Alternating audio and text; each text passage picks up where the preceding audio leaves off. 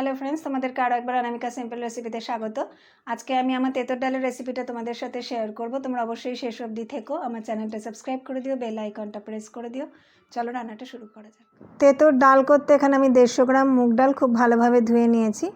এটা সবার প্রথমে সেদ্ধ করতে হবে, তাই আমি প্রেশার কুকারে ঢেলে দিলাম। 1/4 টিস্পুন হলুদ দিয়ে দিলাম, সামান্য নুন দিলাম, একটা চেরা কাঁচা লঙ্কা দিয়ে দিলাম।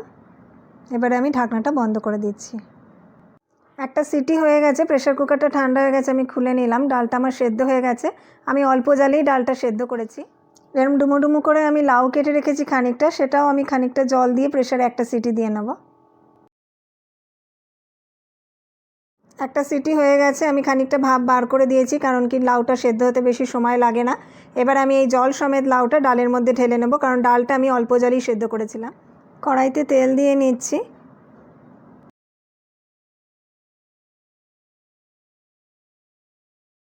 আমি দুটো উচ্ছে গোল গোল করে চাকচাক করে এইভাবে কেটে রেখেছিলাম, সেগুলো আমি ভেজে নেব।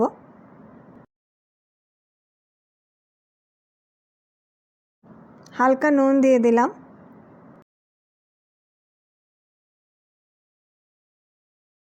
উচ্ছেগুলো ভাজা হয়ে গেছে, এবার আমি তুলে নিচ্ছি।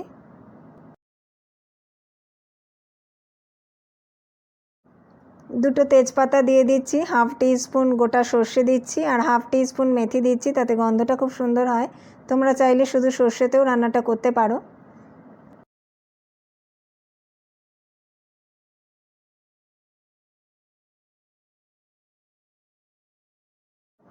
গ্যাসের ফ্লেমটা আমি লো করে দিয়েছি, ফোড়নটা রেডি হয়ে গেছে। 1 টিস্পুন আদা বাটা দিয়ে দিলাম, সামান্য নুন দিয়ে কিছুক্ষণ অল্প সময় নাড়াচাড়া করে নেব।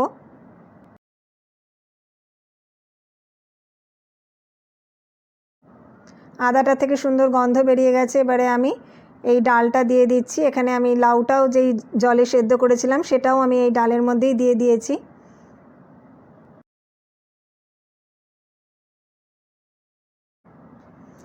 ডালটা একটু ঘন রয়েছে, তাই আমি এতে আরও 1 কাপ জল দিয়ে দেবো। গ্যাসের ফ্লেমটাও আমি হাই করে দিলাম। আর আমি এখানে সামান্য হলুদ ব্যবহার করেছি, তোমরা চাইলে হলুদ নাও ব্যবহার করতে পারো, এই ডালে অত হলুদের দরকার হয় না।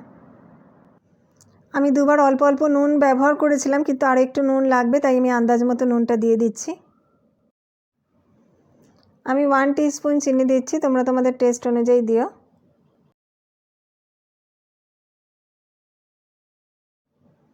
ডালটা খুব ভালো মতন ফুটে গেছে, তাই ভেজে রাখা উচ্ছেটাও এবার আমি দিয়ে নিলাম।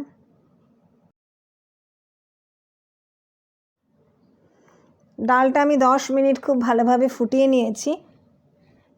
আমি একটা গোটা কাঁচা লঙ্কা দিয়ে দিলাম, আর আমি 1 টিস্পুন আদা বাটা আরও দিয়ে দিচ্ছি। এখন আমি একবার ফোড়নে ব্যবহার করেছিলাম 1 টিস্পুন, আর এখন আমি 1 টিস্পুন দিয়ে ভালোভাবে মিশিয়ে নিচ্ছি।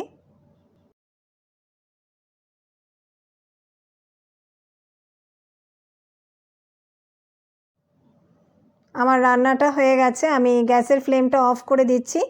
আমি এখানে 3টে গন্ধরাজ লেবুর পাতা রেখেছিলাম, সেটা আমি ছিঁড়ে এখন দিয়ে দেবো। তোমরা চাইলে এই পাতাটা যদি না ব্যবহার করতে চাও, তাহলে তার বদলে 1 টিস্পুন ঘি ইউজ করতে পারো। এই লেবু পাতাটা দিলে খুব সুন্দর একটা গন্ধ হয় ডালে। আমার রান্নাটা কমপ্লিট, আমি ঢাকা দিয়ে 5 মিনিট পর সার্ভ করব।